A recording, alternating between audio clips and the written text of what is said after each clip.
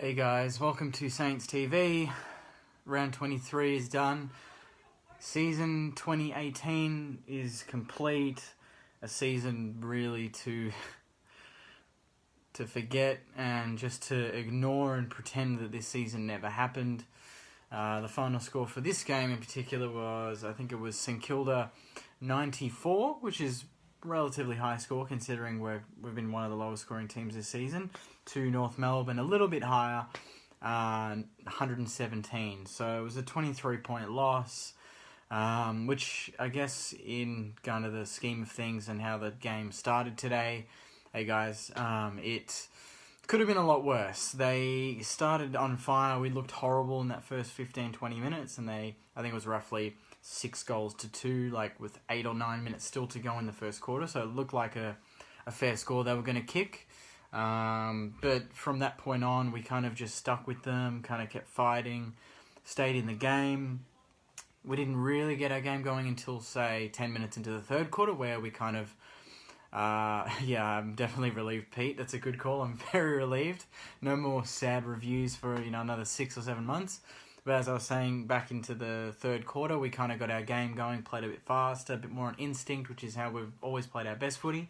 And we cut a 42-point margin down to a roughly 21-point margin. I think we got within 16 after Membry kicked that snap late in the fourth. So there was a bit of a chance there, but North kind of just from that start got a bit too far ahead. We couldn't quite crawl our way back, but it was competitive. We fought it out. Obviously, North would have dropped their guard after going 4 or 5 goals up. I think their top margin was about 42 or 43 points. But from that point on, we probably had the better of the game, and yeah, they were too busy trying to get Ben Brown goals, too busy trying to get Jared Waite goals because it was his last game. Could be Sam Gilbert's last game. He kicked a good goal at the start. It could be a lot of players' last games today in terms of, delistings or trades. I've heard rumours that Brisbane are interested in Seb Ross and Jack Steven, and I'm not sure if we'd, look to something like that, but I think maybe a Ross, particularly today, was very bad. I thought he got a lot of possession, but this is the first time where I'll definitely admit that his ball use is not up to standard in terms of what we want from him and how much he accumulates the ball. If Josh Kelly accumulates the ball as much as him, you know that Josh Kelly's going to hurt you. Seb Ross, there was a period where he marked on the 50, he needed to just dink it 15 metres, and even then he kicked it too high, and it's just not the type of disposal efficiency we really want in this team, because it's hard enough with a lot of the players with their kicking skills, but when you've got your prime movers in the midfield that get a lot of the ball and they still can't kick it, then it hurts you, because they're just constant turnovers and then rebounds the other way. And I think Jack Steven did that cutting into the middle. And to be fair, Jack Steven was immense today. Kicked 2 goals, had over 30, I think. I thought Jack Billings was good. I thought Marshall was excellent. And I thought Ben Patton in the second half showed a lot. He took a lot of hits, but he kept his feet. He was clean. He was fast. I think he kicked a good goal as well in the second quarter. But I thought Marshall was probably the standout for me. He looks like a very, very good mobile ruck forward, and more forward than ruck. Hopefully we can get a Lyset or someone like that from West Coast. Takes the pressure off him, but you can see when Membry has space, he's also good, but because we've had so many injuries in that department of tall forwards, he's been the focal point, and it's hurt him because he likes to be the second or third tall. Being the main tall is not really his thing. Thanks, Phil.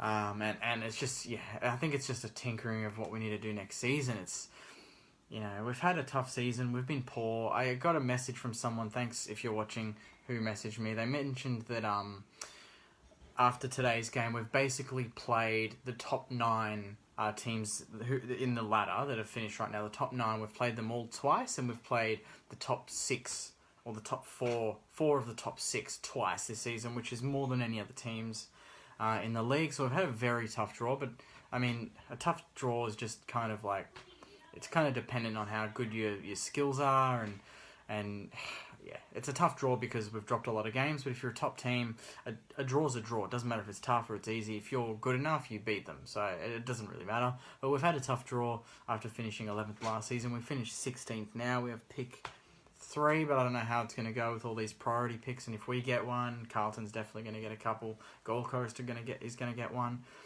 So we might have to trade our way to some top picks, and I think that's why we might look at a Ross to Brisbane.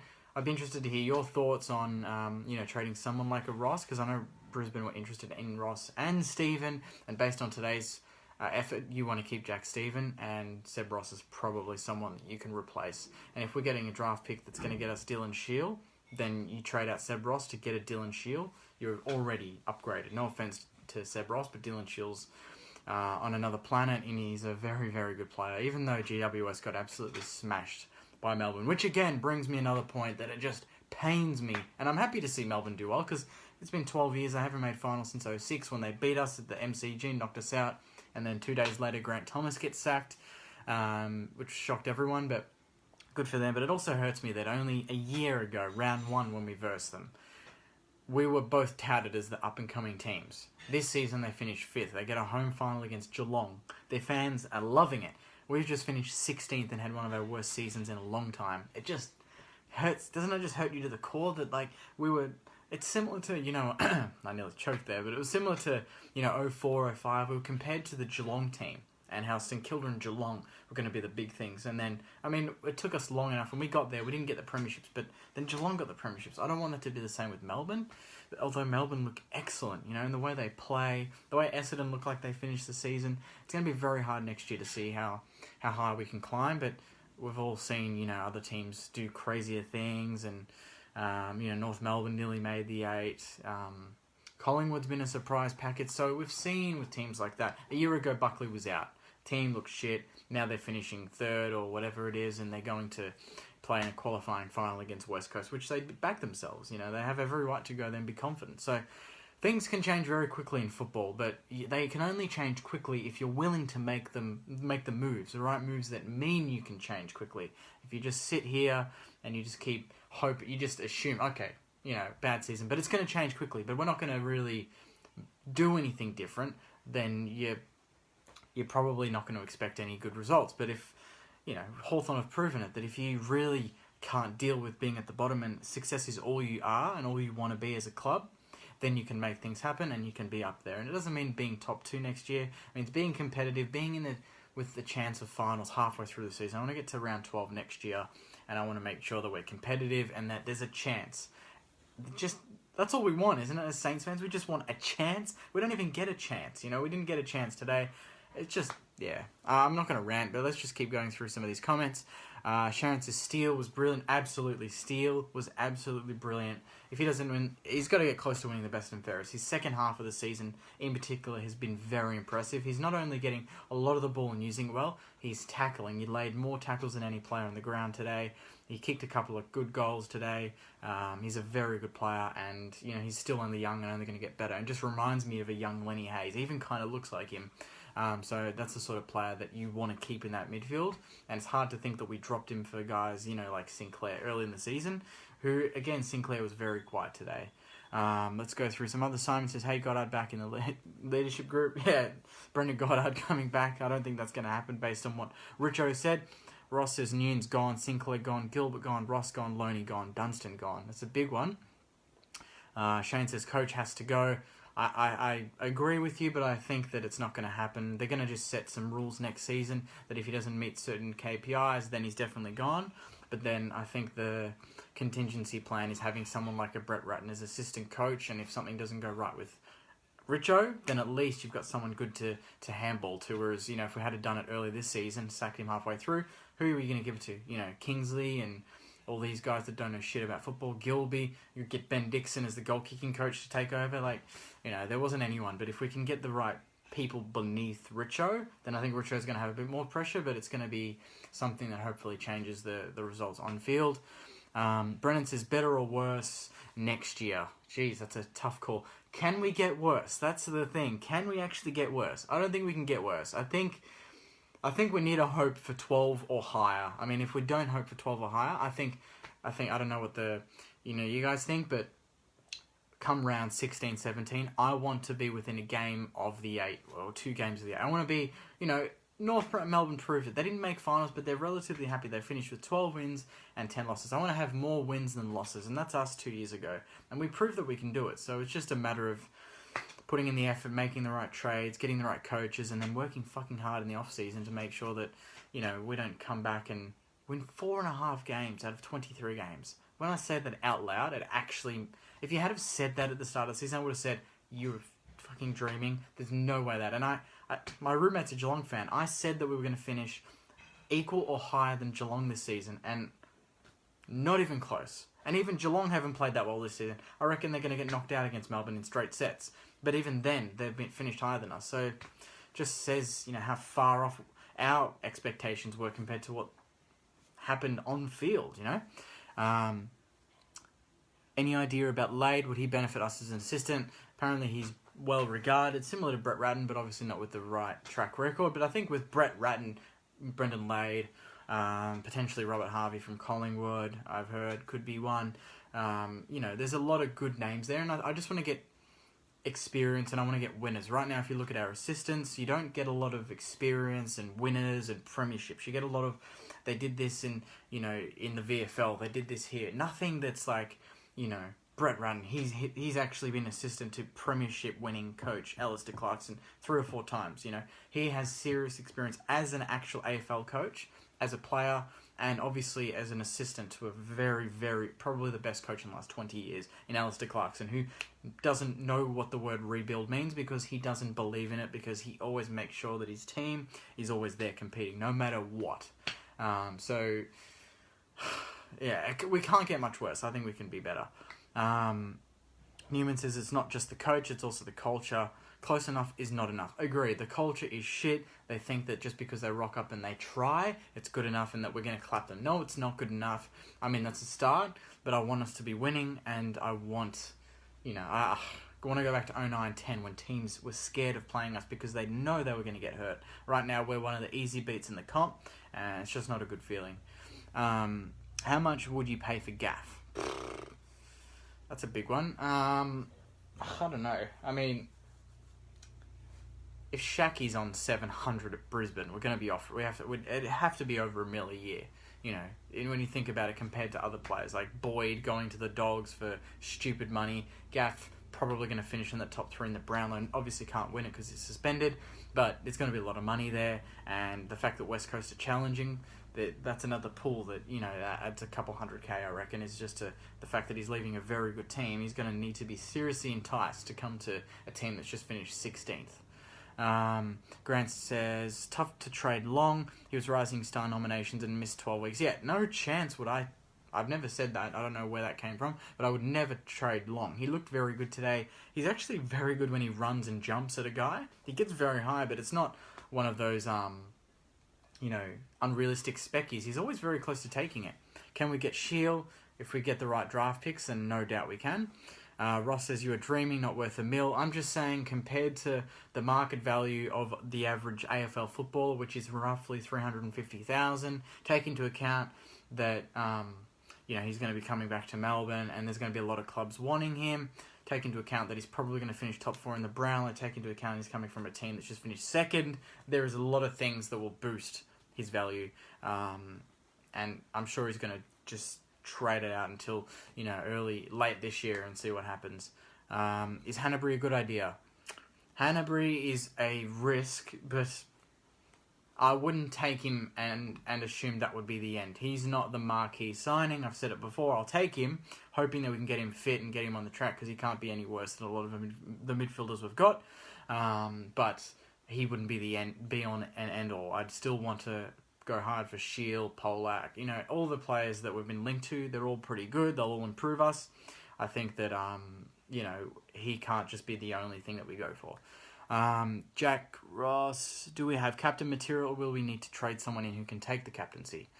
I like Jack Steele. I think maybe not next season, but I think he's a chance. I think Jack Steven proved again today that he's the one that really wants to get us going, and he looks ready-made to be captain. I don't know how talkative he is in terms of on-field orders, because that's a big part of being a captain, but he does, you know, do it with his actions, and he chases, he tackles, he gets the ball, kicks good goals. Jake Carlisle, I've said, would be good just because he seems to, you know, demand, you know, accountability, but sometimes he kind of lets that waver, and he gets himself into trouble and may not be the best example. So there's not a lot of players there that could really stand up, but I think Jack Steele would be a good one, maybe next season or two, maybe next season. Depends on, how he's feeling about it. Armitage done and dusted. Potentially, it could be trade value. I'm sure Gold Coast or someone would like him and a Gilbert. Maybe just package them up for a second round, third round pick. Brock says we need more mature, ready-made players than going for young players, for sure. And that's why I think Hanbury, Gaff, any of these current AFL players that we want to get in, it's very important to get them. We don't want to be going for just picks again, because that's just, saying that, we're going to wait another 2 or 3 years for them to become good players. We want to get players that are ready and that, can really fast track our improvement. Obviously couple them with, draft picks, but you need to get that experience, and we've lost that experience in spades when we lost Rewalt and Montagna, Nicky Dell years ago, Brendan Goddard when he left. Just little players like that. Even people forget Sean Dempster in defence was critical in our structure. Sam Fisher, again, 2 years ago, critical in our structure. We lost a lot of important players. So we need to be looking to fill those gaps. Grant says, instead of looking who we trade, we should work out who we're going to keep. Yes. I think Billings should stay. I'm not going to go through it now because we'll be here all day, but players like Marshall, obviously, it'd be interesting to see how Nathan Freeman goes. I've heard that we haven't offered him anything yet. Same with Jack Loney. Jack Nunes, I don't think deserves to stay at the club, although, his second half today was good, but it's a second half. What was he doing for the whole season? They're all playing a bit above themselves tonight because they know it's the last game. I want to put in a good shift. That doesn't mean that that's good enough for you to stay on an AFL list, and particularly not our one. And some of them have to take responsibility for the fact that we did finish 16th, and a lot of it had to do with their week in and week out piss poor efforts. And that's the reality. Will Robertson play next year? I really hope he does. He's been training, full training, so I feel like he can, and that's a really important player that we need back with our rebound, intercept marking, helps Carlisle, helps Logan Austin, who I thought did an honourable job on Ben Brown today. Lightship in longer and Pierce out. Pierce, I feel like, has been not bad the last couple of weeks. So I don't think I'd get rid of him. Billy Longer looks like he's on the chopping block for sure, but it'd be interesting to see what happens. Pierce maybe, second to Lightset, and then Hickey battling in Sandringham, depending on if he's willing to do that. Shane, trade Mav Weller for a draft pick. What pick? I mean, what would he demand? I don't think you can get anything in the first 2 rounds. It'd be a late pick, if that. Pierce should get a new contract. I agree with that. Longer, Hickey out. Better trade value. Yeah, and have Pierce, like I said, Pierce and Lightship, or whatever his name is, just kind of as the 2 fighting for the position, or even play 2. Some teams play 2 rucks. It seems to work fine. Just depends on which one can play more forward. And I know that the guy playing at West Coast, Lightship, or whatever I can't even say his name, can play forward. He kicks a lot of goals, so that would release Pierce into the ruck a bit more, and maybe support Membry if we're still missing players like McCartan and Bruce. I'll wrap it up here, guys. I think great. I would get a packet of chips for Mav Weller. Even then, put the packet of chips in the half forward flank. I reckon there's a chance you might get a couple of tackles. I don't want to.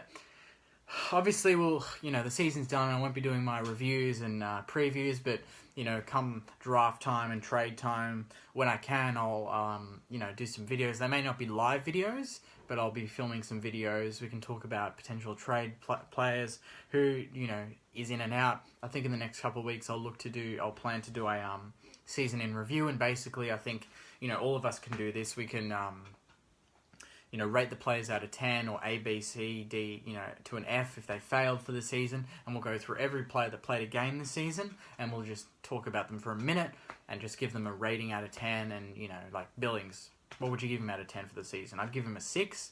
Nunes, I'd give him a 4. Jay Gresham, I'd give him an 8, 9. Very good player. Jack Steele, 8, 9. So that sort of stuff. But if you have any other ideas of content that you want to see in the off season, because now no games, maybe if you want me to do some finals coverage, even if it's not Saints related, we can talk about like the footy anyway. Up to you guys, but obviously we'll try and keep it to as close as we can to the Saints. But I appreciate all of your viewing, and commenting this season, liking my posts, sharing them, involving your friends, tagging. It's been a lot of fun, and just to see it tick over 5,000 today was was really great, and particularly because we've had a poor season. I can't wait to see how big this page can get. If our team improves on field and the positive vibes and all that sort of thing. So it's meant a lot to me. It's a good distraction from work and from other tough things in my life. Particularly the last couple of weeks, losing one of my best mates. We played today and wore a black armband for him. We lost our final, unfortunately, but I kicked a ripper from the boundary, just like Jade Gresham, because apparently I look like him, thanks to you guys. But yeah, losing a friend, so this is a good distraction. So thanks very much for being there for me and for the season. And yeah, I'll see you guys soon. Thanks, guys.